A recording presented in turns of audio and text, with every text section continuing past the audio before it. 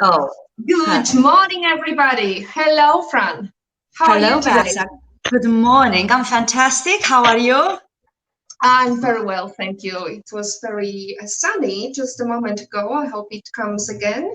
And I hope it's going to be a lovely day. And even though we are somehow staying home and we can't really leave much, do you go at all for walks? Because you've got little daughter and she's probably Not um, that much, to be honest with you.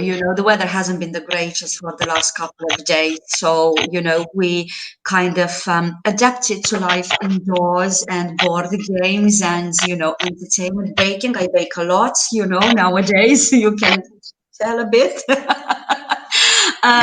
But I think we'll all manage to hopefully get through it sooner rather than later. good.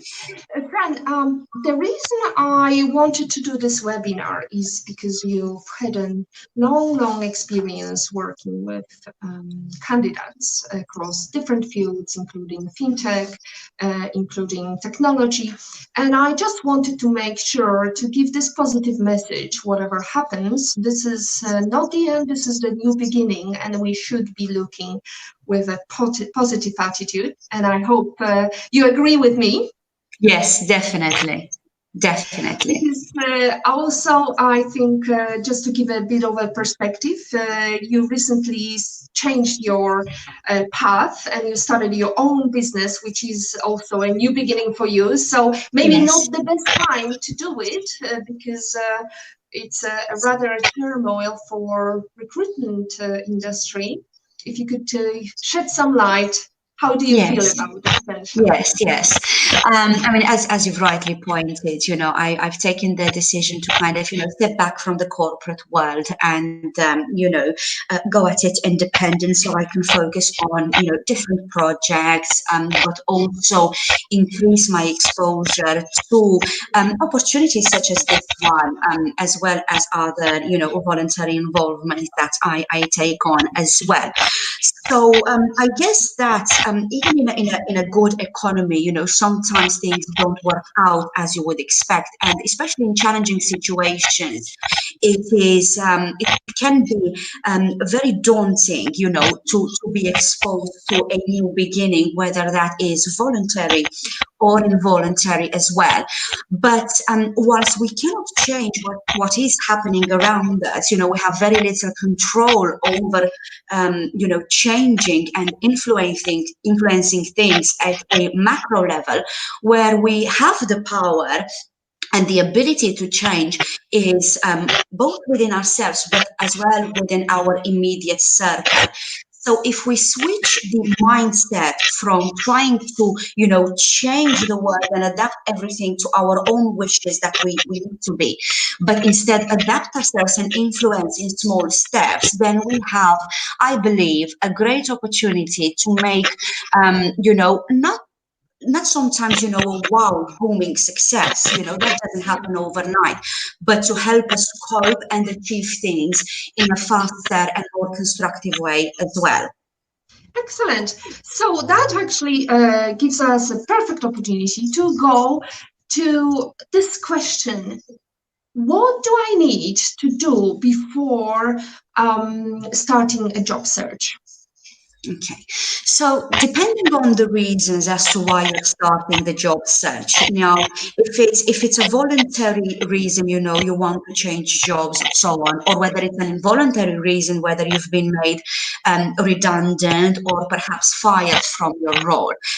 These are kind of two distinct scenarios that require different types of actions. And because we don't want to go too long today, I will try and focus on the first scenario, which is perhaps pertinent to the current situation that a lot of people are experiencing right now, is how to, what do you need to do before you start your job search if you are in a position to have been made, redundant or perhaps let go from your employer.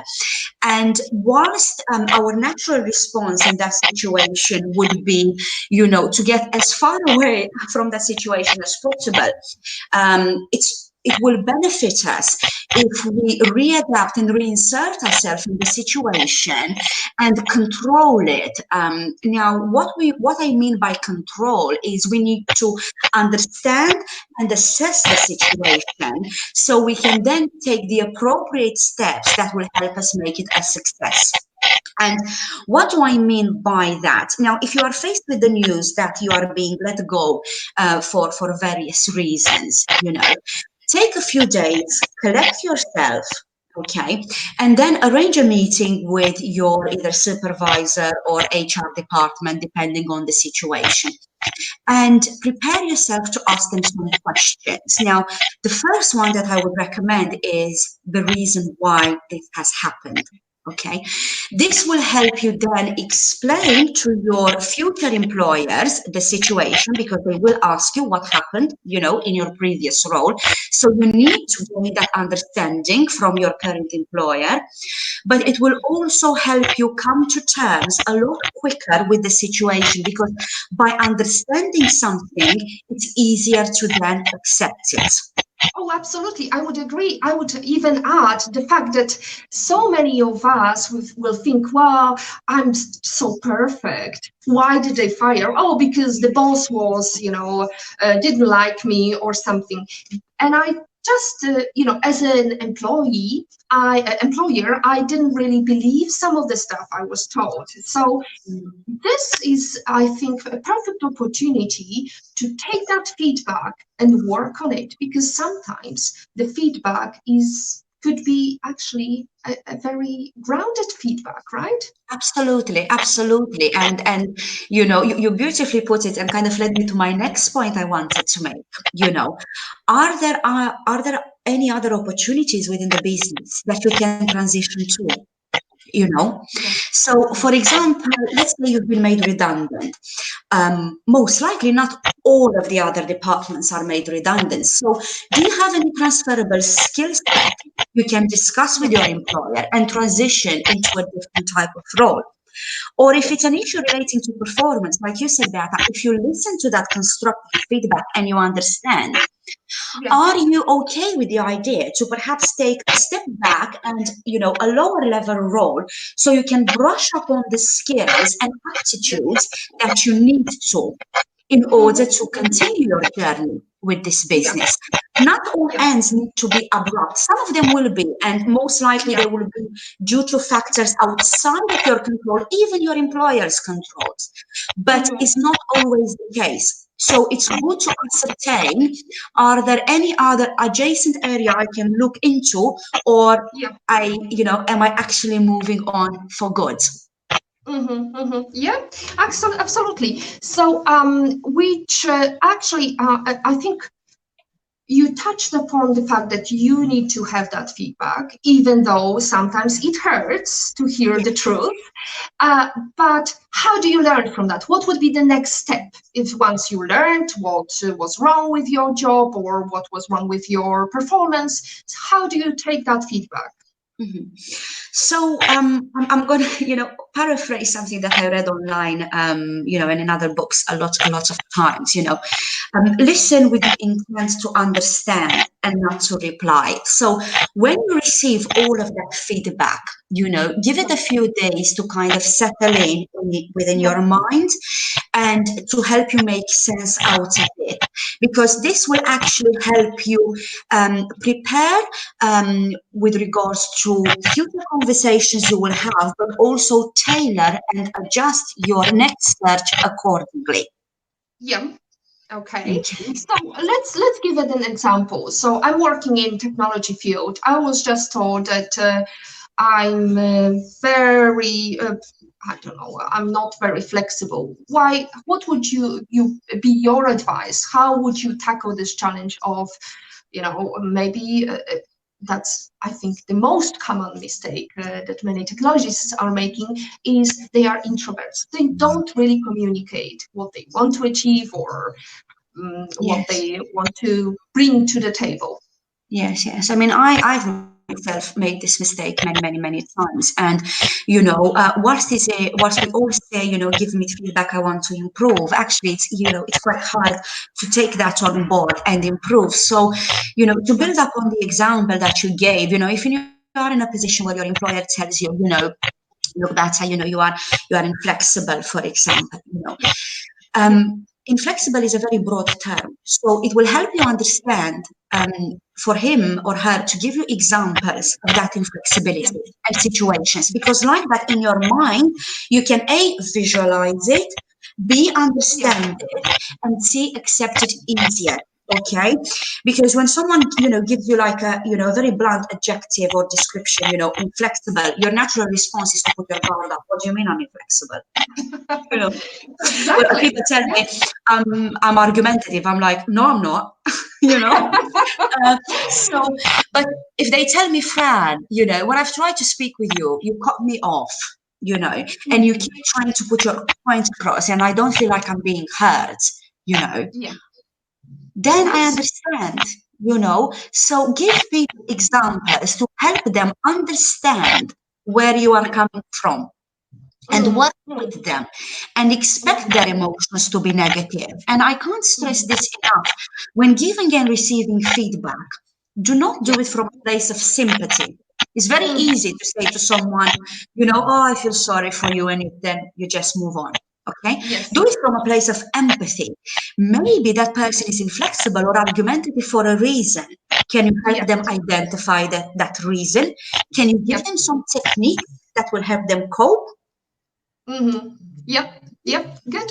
So that actually brings me to this great anecdote I've got to tell you, because I used to have a guy working for me, and this is something that we touched upon in our conversation some time ago, Fran, in private conversation, about how difficult it is for women to be leaders, because guys quite often would question what we decide. So our decision-making process and our management skills, and so I had actually a guy who was quite argumentative and confrontational, and he would always have to have a reason why this decision was made, and it's fine, but like he would not follow through, and that was quite upsetting. So I, at one stage, I just said, look, this is my money and this is my decision. So unless and until you make that commitment, Investment and this, commitment I'm not yourself. going to, yes, I'm not going to, you're very argumentative. And he said, I'm not argumentative. So Sounds like me. yes, so that was the close loop of female leaders have much more difficulties when it comes to actually achieving goals. Yes, It's questioned yes. so many times. So Yes. now let's go into pitfalls. What pitfalls should we be aware of when we are job searching? What are the Okay. most common ones?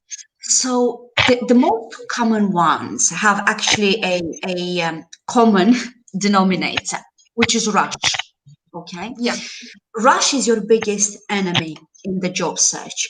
Rushing to get off a ill-written CV or yeah. difficult to read CV with spelling mistakes, with syntax mistakes, and so on.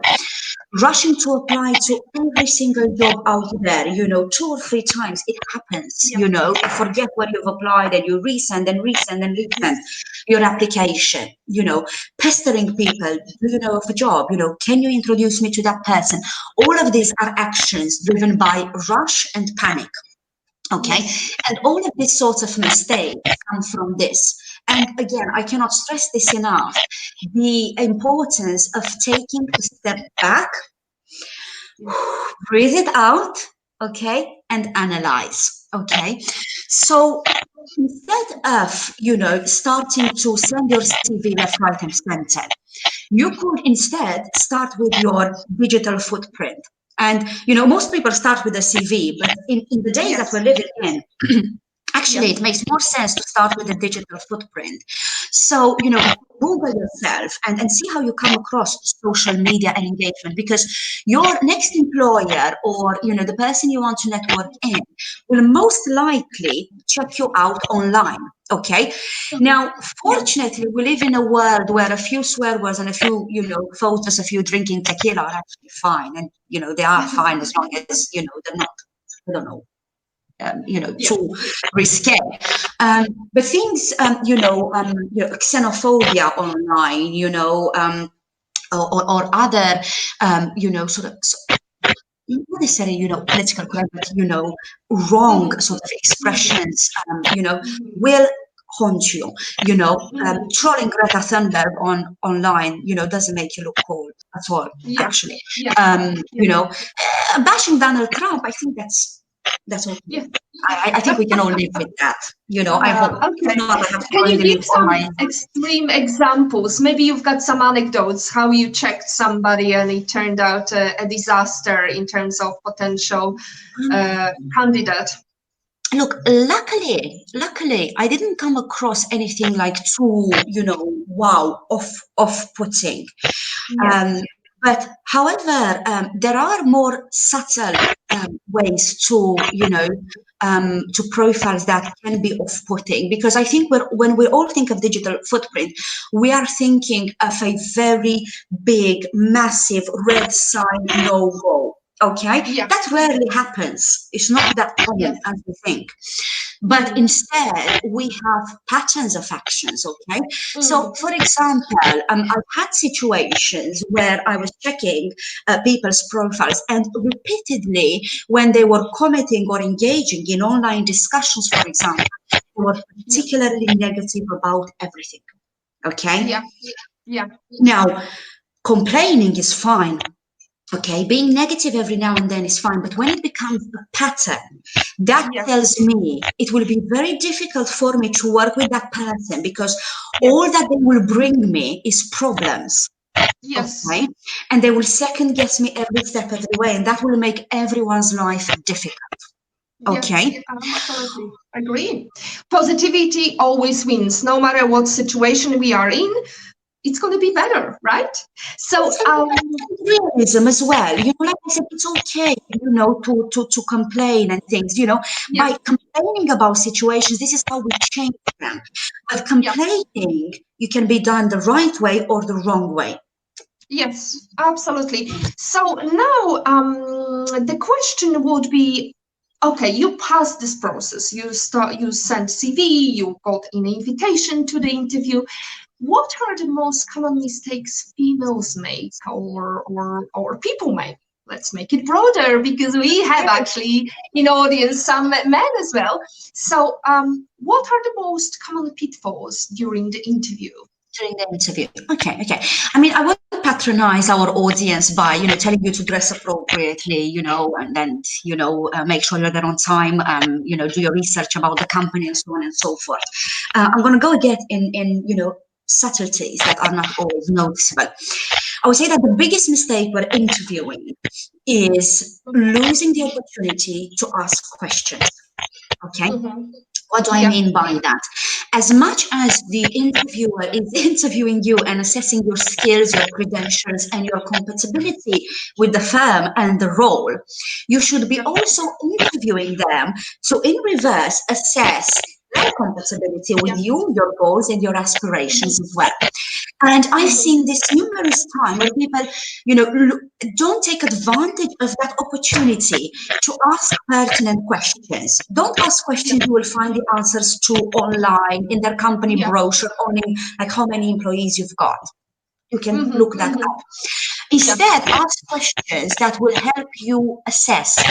And good examples of questions like this would be, for example, how many customers have you lost last year? Okay? Yeah. Everyone loses customers. No one is immune to that. But what you want to Yeah. find out from that question is that, do they acknowledge the fact that they've lost or were close to Yeah. losing customers? How it impacted them? What measures they've taken to mitigate that? Because that will Yes. tell you how they deal with problems that can be outside of their control. Okay. Yes. Yeah. Things like asking your interviewer, like if you could replicate one thing from your competitor, what would it be? Okay. Mm, mm. We all have competitors, but it shows a great deal of character for the business to sit in front of you and admit that there are some things that their competitors do better, because this shows that they are reasonable, they understand their market, and they accept that no one is the finished article. Oh, absolutely. That's a very good line. Nobody's finished article. And I actually have to say that I think, given the fact that females we are talking on our channel, it's women on it. So I have to say that we are winning. I don't know whether you would agree with me in terms of emotional skills. We are much better in terms of dealing with questions.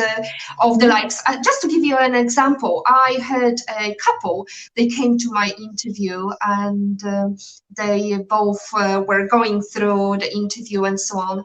And I asked them, because I knew they are coming, it's a couple, and I asked each of them, what would you think if I employed your girlfriend or boyfriend?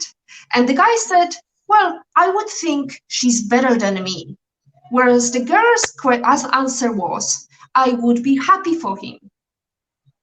So that actually shows how different we are in terms of thinking, how caring we are in terms of thinking, which makes us a great leaders, I believe. What is your take on in terms of leadership? Because as we touched upon the fact that we are so many times questions, or decisions are questioned. Yep. I mean, there was actually a study done by, I believe it was Harvard Business Review, that surveyed leaders across various industries in leadership qualities such as empathy, ability to adapt, ability to lead by example, taking risks, and so on. And women, across especially the empathy soft skill side, scored significantly higher than men. But at the same time, I think it needs to be, a balance between the two.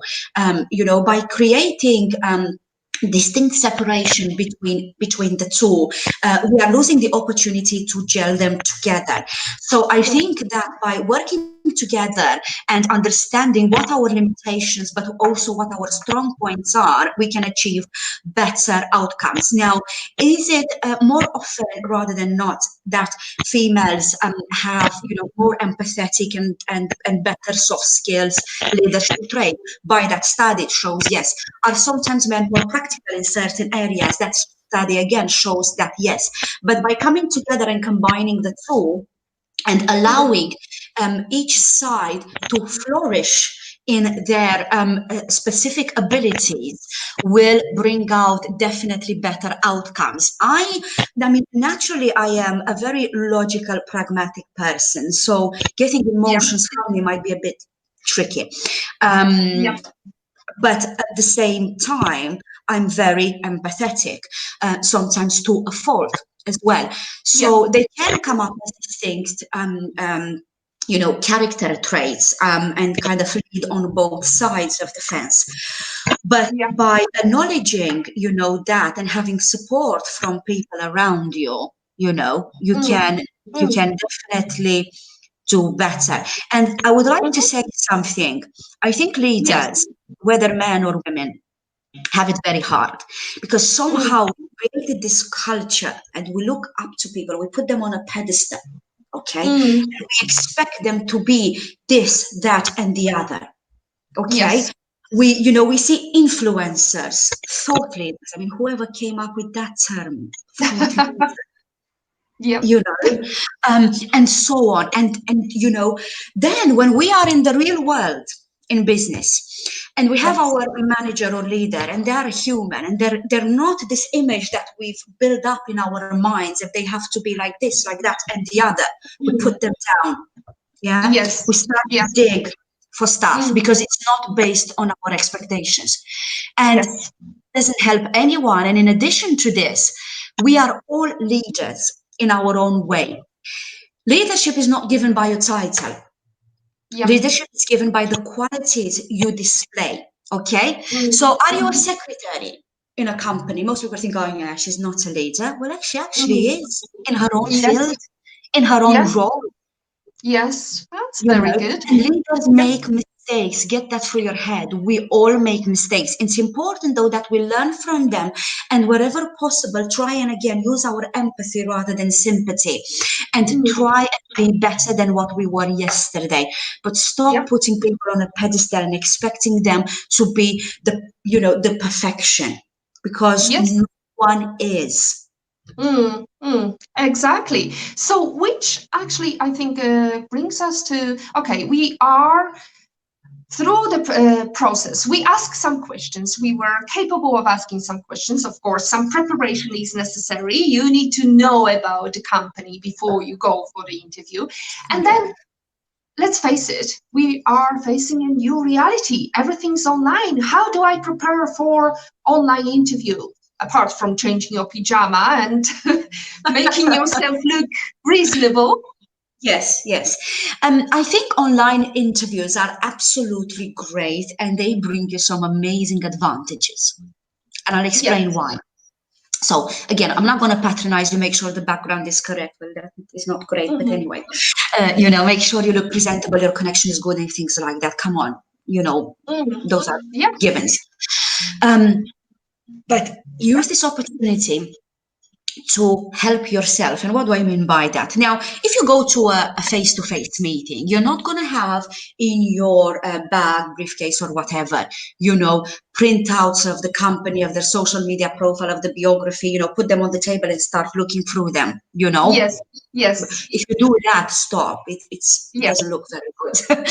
But when you do the interview remotely on your computer, you can open Mhm. all of those and make reference to them and engage in discussion so you don't forget. So it's actually very helpful, and utilize that. Have the biography or the social media profile of your interviewer, sorry, if they have such presence. Or maybe Yes. an article that they've written that you can reference, say, look, I really like that, or what did you mean by that? That will help you build meaningful reports Yeah. online. Mm. Okay. That's a very good feedback. I think also, I think we are facing new reality, and there is nothing wrong to say, "I'm sorry. I hope it's okay because I've got a little daughter and she might pop in into the interview, and I'm really sorry, but." I can't really help it, or a cat might run in front of the screen. I think it's understandable if you say that up front, and if it happens, just play by ear, right? Yes, I mean, be human, like I said, like with leaders or with everything. Be honest, be human, and we Yeah, don't need to be stuck up and have this perfection show going on, and say the right. Like, I'll give you an example what I mean by yeah, that, which sort of builds on what you said.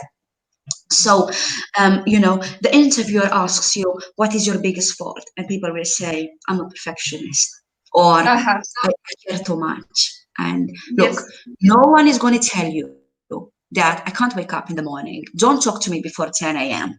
Okay. uh-huh.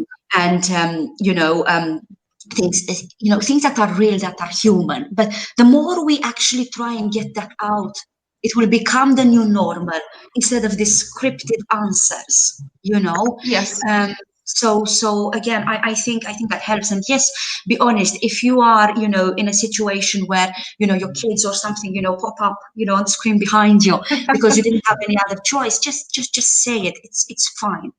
Yep, good. Now, since it's internet is can be a very dangerous area, and in terms of job applications and so on, what would be the mistakes you would make people aware of? Because just to give you an example, that's so easy to change your persona and pretend you're a headhunter from, I don't know, Africa or somewhere. How do you actually, what is the due diligence process you would advise somebody to take until they start moving and packing and going somewhere outer Mongolia, because some recruiter from outer Mongolia just said, I'll give you a position of a director? Yes. I mean, and this can be applicable even if you don't have to make such a drastic change in your life. But check for the validity of the business. Either a registered business. Have they are they up to date with their financial returns and accounts? Accounts are public, or like, okay, in Malta they're not. You need to pay a fee or go through an accountant and so on. But you can access information to verify the validity of the Mhm, opportunity. mhm, Second of all, if you have to move countries, there are independent websites that you can check, okay, and mhm. expat communities where you can ask your questions, okay. Yeah. So this part is up to you to check, because you are the one who knows what you can live with and what you can't live with, okay. Yeah. So do your due diligence, check for the validity of the business from a corporate, financial, and legal perspective. Then Yeah. check for the stability of the country or jurisdiction that you're moving in. Analyze trends in the sector, okay. Mhm. But also, you have an amazing opportunity if you are able to speak with previous employees within the business as Yeah. well. So try and find out whether that is a possibility. Mhm. Okay. Good. Good. Excellent. I think one of the common mistakes is people don't even go through checking that email address, because the email address, if it ends with gmail.com, I think it's a rather unfortunate decision to make. But also, it's if you don't do this interview online, if you can't see this person online, I would be wary of the fact it could be a scam. Because we have even more advertisements now, make money online and so on, and it's Yes, beautiful yes, opportunity every day, $300 and so on, right? the thing is, if something sounds too good to be true, Yeah, probably it isn't true. Yeah. absolutely. So now, how do I actually access opportunities when we don't have this opportunity to meet face to face? Mm. I think now, given an example based on the situation that we are in, internationally, most people are indoors.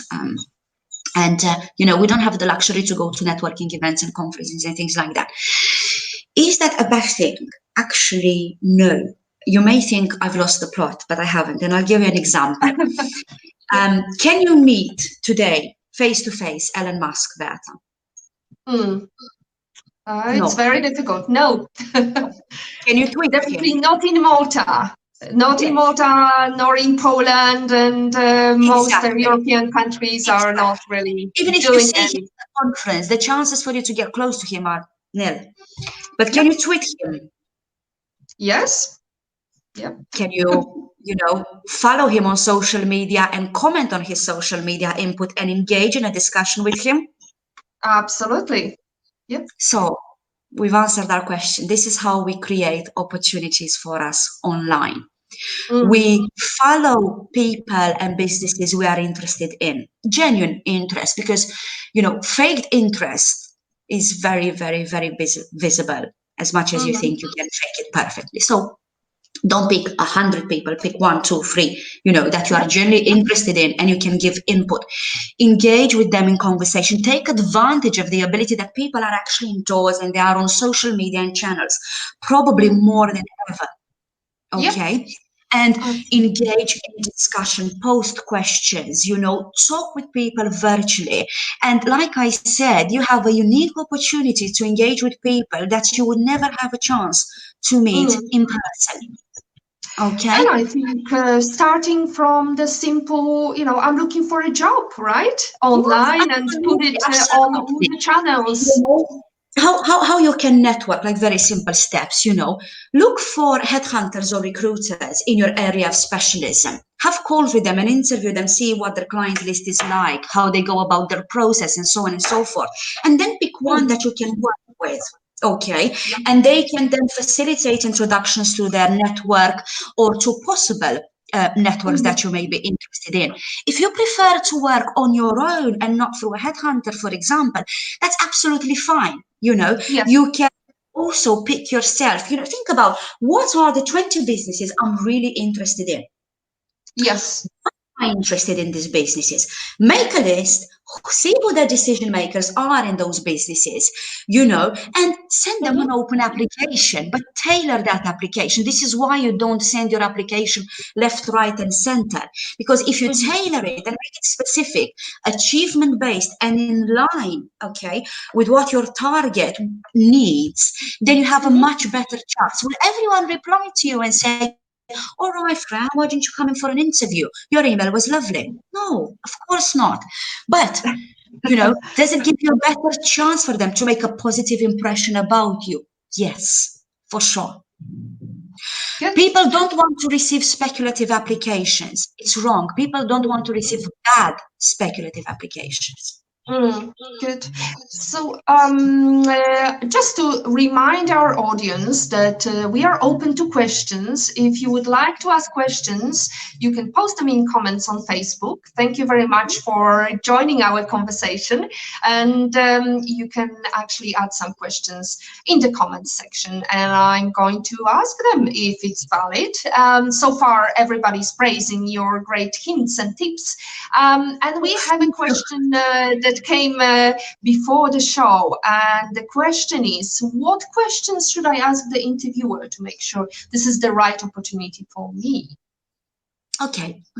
So I think we've covered a little bit earlier, Yes. And first of all, ensure that you understand their expectations. So ask the interviewer, Mark, what are your expectations performance-wise from me for the next 2 quarters?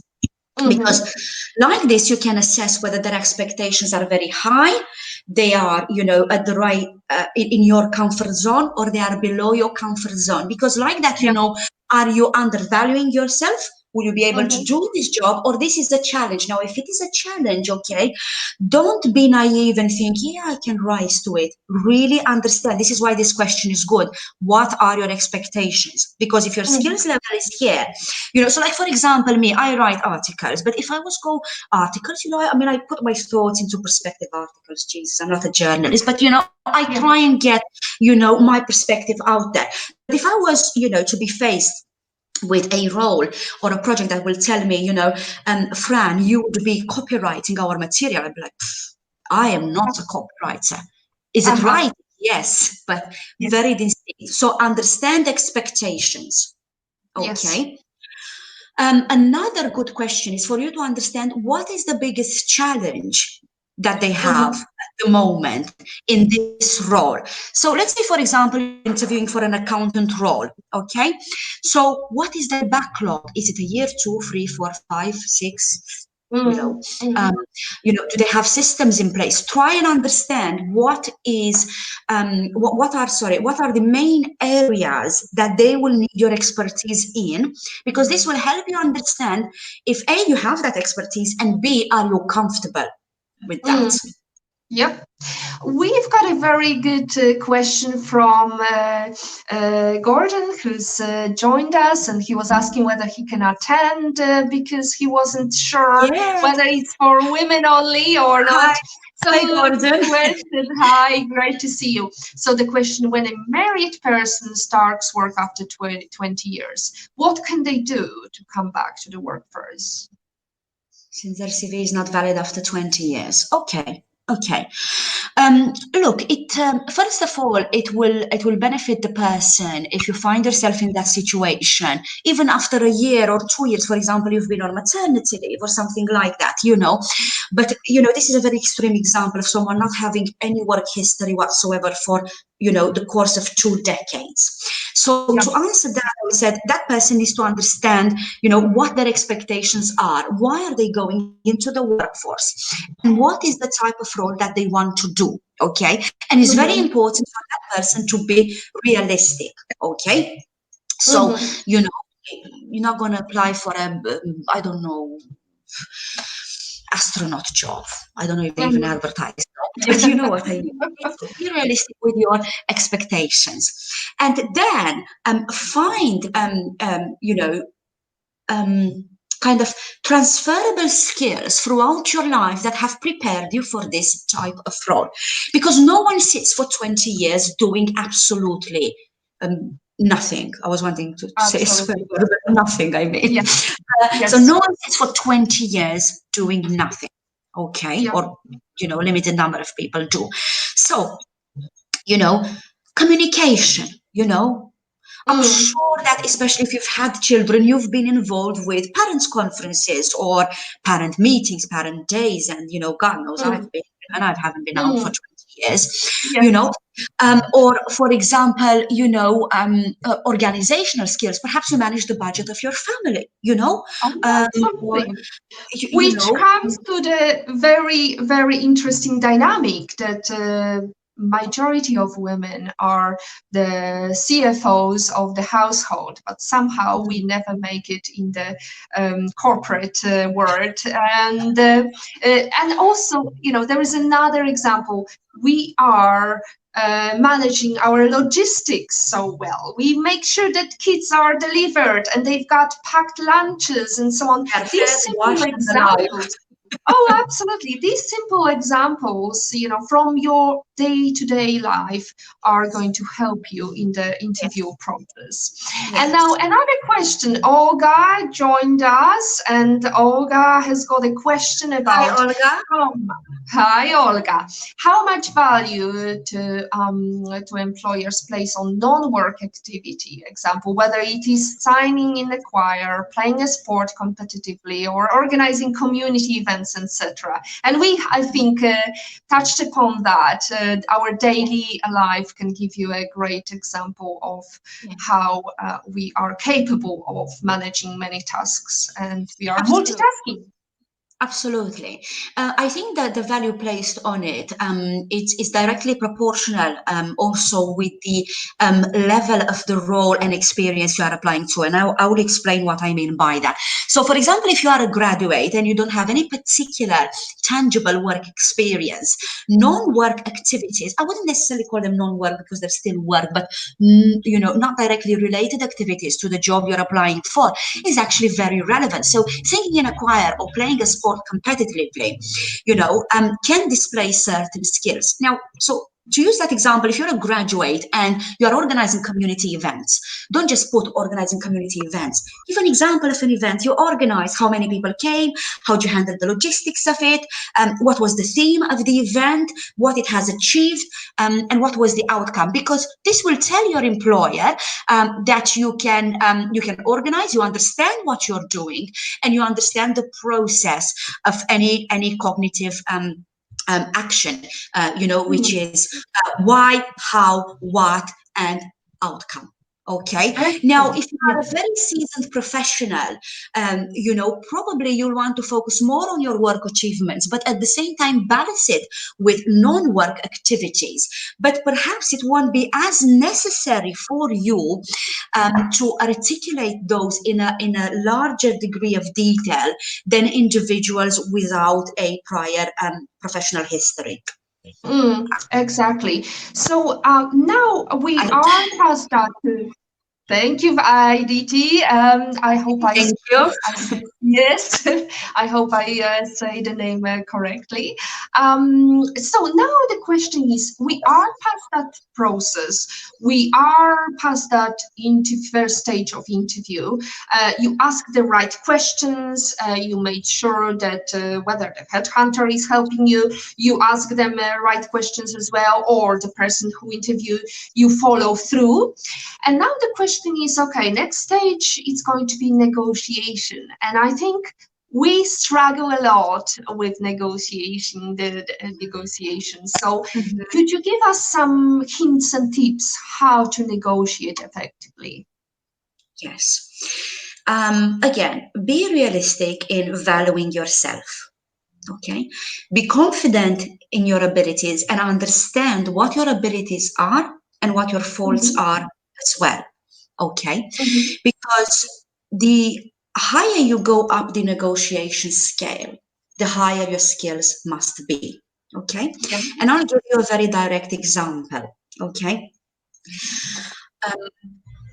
If I was now to change my career, I would probably, well, I would become a physicist in an ideal world, but I'm not very bright at it. So I'd probably become a lawyer.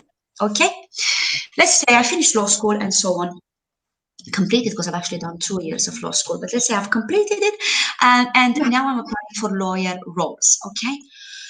Now, I look at the benchmark in the market and I familiarize myself with the benchmark of the role that I want to apply for. Then I take into consideration risk factors. Am I going for a less established company or a company that has problems with cash flow and so on and so forth? And again, I am understanding based on the information that I've asked in the interview, the risk factors involved for me in terms of a stability and development point of view. Okay. Yeah. And I assess those with my skills. Okay. Everyone wants more money. That's fine. Great. But make Mm, sure that the results, reflect the increase in that. You are better off, maintaining a good level or increasing slightly based on certain parameters and conditions rather than trying to go too high up but your skills do not catch up. Okay, mhm, because then your new employer will be expecting, if they pay you 30% over the market rate, for example, you need to mhm, give in return 30% over the basic skill set that would be required from this type of role. So mhm, being realistic with yourself, asking the right questions would help you. Do not listen to this sort, tips from the 50s, whoever speaks mm, first knows it, you know. yeah. Always go higher so you can go down. Mm, Don't listen to those. Be realistic, be human, engage, gain the information, and have an open discussion. Because you mhm, may find yourself that you are accepting a lower salary, but in a position that you love more. mm. Okay, so Exactly. Yeah. again, get the Mhm. information that you need. Be sensible and be realistic with it as well. So this is very interesting. Just to give you an example, because as we said, we got it very difficult to negotiate, and just to give an example how you can tackle the problem of negotiating, because there is research that shows that women are finding it difficult. So actually, a friend of mine said that she started negotiating by saying, we are entering the negotiation field now, and just to make sure that you understand what is going to be happening today, you're going to like me less. Because research proves people like women less when they are hard negotiators. Yeah, yeah, I'd agree with that. And I think it goes, across the board, but particularly in the example that you've given. Um, because whether we want to admit it or not, we all have pre-biased perceptions of individuals. So, and I'll give you a very, very, very good example. Before I moved to Malta almost 7 years ago, I was interviewing in my home country, in Romania. And because of my experience, people assume that I'm a lot older than I actually am, particularly, Mhm. 7 years ago. Yeah. And when we got to the negotiation stage, somehow, because they, classified me as, probably, more mature than what I was, okay, the conversation started in one way, the right way, understanding factors, implications, skills, and so on and so forth. When we got to the point where they've actually realized, because we were in more depth about when I finished university and so on, and my age became apparent, Mhm. conversation shifted. Mhm. Okay.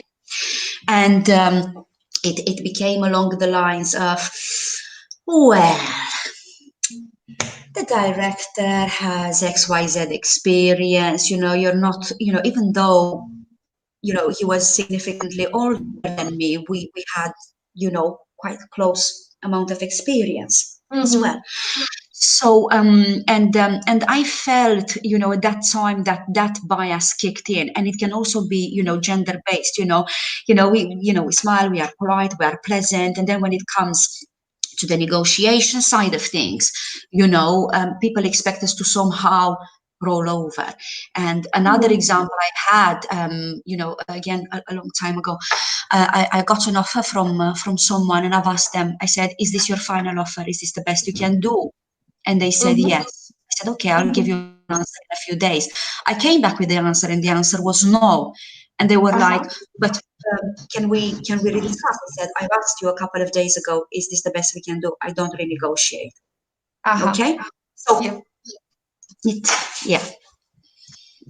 Okay, so now the question would be whether there are some resources we could look upon. I mean, you've tackled upon the how to prepare for interviews. What would be the best source for that information? So, you have a lot of resources at your disposal, and you need to find something that speaks to your personality as well. So, webinars like this, articles written by expert career experts. If you're struggling with writing your CV, there are professional providers of such service, or you can ask a headhunter to help you, at least to guide you through it as well. There are tools at your disposal like alerts about opportunities that will come directly to your inbox as well. So again, make use of it. And if you don't know where to start, ask someone that you think might know. And if they don't know, Mhm. they will keep pointing you in the right direction, hopefully. So I just wanted to make sure that our listeners and our watchers or lookers can reach out to you, and we discussed it before. We can help you to prepare for job loss or overall prepare you Yes, for the interview process. And just to wrap it up, so just a brief uh, description. How do I start? This is the new beginning. This is not the end. What would be your key pointers to make before you start looking for a key job? pointers. So, key pointers: relax, take a step back, understand, okay, assess, and just do it. Yep. Very good, Fran. Thank you very much. I think we've covered most of the recruitment process, what is important, how do I prepare. So, just to let our viewers know that we are going to also post some information on the Facebook page. So, I Yes, hope you can share some insightful articles with us. And thank definitely. you very much for joining us this morning. I know it's been a very difficult week. Spending another week in front of the computer was Yes, not ideal, but that's the new reality. And as the famous quotation is about the change, that's the thing that is always inevitable. So we need to inevitable. prepare for change. Yes, and thank you very much for having me and giving this opportunity. I hope our audience, picked up at least one thing that is useful. And if you do feel that you need more support or, particular confidential guidance, do reach out to us. You can find us online and so on and so forth. And I hope everything is And just great. last question from Gordon.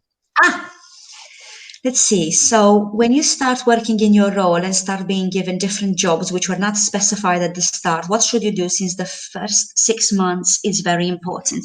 Well, it depends on what sort of tasks you are being given. Being given the exposure to different areas can be very beneficial, but at the same time, if you are not confident in your abilities to have that exposure or to take on those tasks that came unexpectedly, you need to be able to articulate those and help together with your employer and so on Find a way for you to be able to perform those tasks. Being flexible is incredibly important because things in business change every single day, and you will find yourself in situations where you are dealing with things that were not expected, not anticipated. Your ability to adapt will be paramount. But after your Mhm. ability to adapt, your ability to assess is going to be absolutely crucial. Okay? Mhm. Mhm. Well, I think maybe Gordon can join us later in the week because he actually did a very good talk on negotiation, on networking, and I think he's got some great experience in networking face to face. I hope he can help us do it online as well, and we are looking forward to discussion with other viewers if they would like to join me on the show. They are more than welcome. Thank you, Fran, for this morning, and thank you for very insightful, um, experience Insights. chatting with us. So thank you once again, and I just would like to remind you, you can reach out to us, and we can help you through the process, and we will be posting some more resources shortly. Thank you. Fantastic. Goodbye. Thank you, Have a everyone. lovely Have a great weekend. weekend. Thank Thank you. you. Bye. Bye. Bye.